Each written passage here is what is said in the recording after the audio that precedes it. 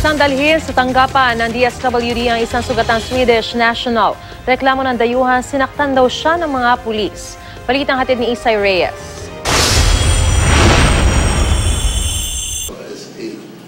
Puno ng mga sugat sa braso, namumulang isang mata at namamagaan ka ng hita. Ganito ang itsura ng dayuhang si Paul Bogart, isang Swedish nang aming makilala sa Barangay Hall ng San Antonio sa Sucat, Parañaque. Ganito na raw ang lagay ni Bogart nang idulog sa kanilang tanggapan ng isang jeepney driver kagabi. Sinakay yan sa Baclaran dahil binugbog daw yan. Hindi namin alam kung sa Pasay. Yung hinatid, binaba dyan, ayaw bumaba, hindi daw dyan ang bahay niya.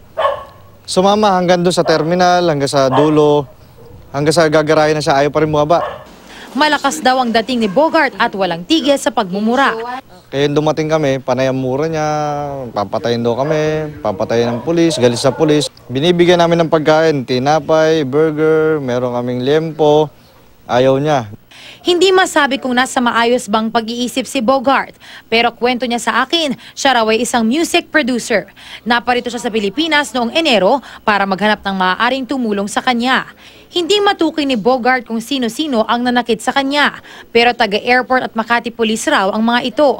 Who gave you all those bruises? Police, most police or security.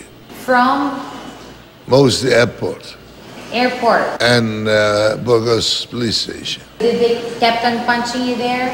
Airport, Yeah. Many What times. did they do to you? Many times. many Okay. times. When was this? Even throw me out. Okay. Slept in the floor.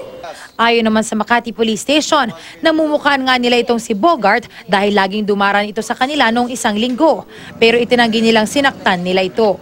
Wala pang pahayag ang airport police ukol sa insidente.